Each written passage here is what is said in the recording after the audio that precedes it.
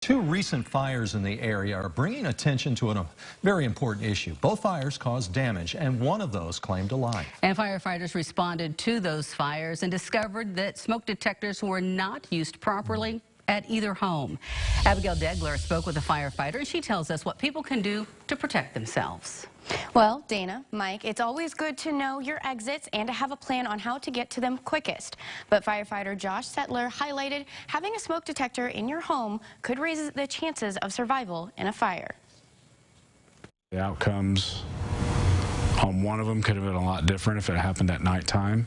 And obviously we had the worst of it all on the very first one on 14th and a half Street where, someone lost their life because the smoke detector wasn't working. A life claimed by uncontrolled flames and another home damaged. Both fires are raising concerns among the firefighter community because of one thing in particular. Firefighter Josh Sittler says both cases had fire detectors. But there was no batteries, so they were non-operational. He says in certain cases having this device functioning and with batteries can make a huge difference. President of Protect the Precious, Diana Luther, says their program helps educate the Wabash community on proper smoke detector maintenance and also provide one to those who may not have one installed. Luther says one of the easiest ways to keep your detector up to code is to write down when you're supposed to check it. Marking it on a calendar, so the first of each month, making sure that you've got a big sign on your calendar that says check your smoke detector. It's just as simple as going around to each of your detectors, pushing the button. Once you hear the chirp, you know you're good to go. She says this is a good habit to maintain that will keep your family safer if a fire happens in your home.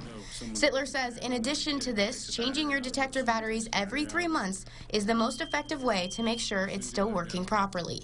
He says the most common mistake people make with detectors is not keeping an eye on the batteries. Either someone's removed a battery or they haven't checked their smoke detector batteries in a couple of years, and it's not either functioning or it's not functioning correctly.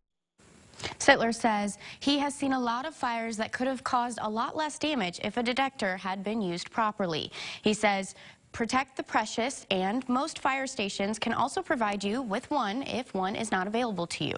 All you have to do is ask.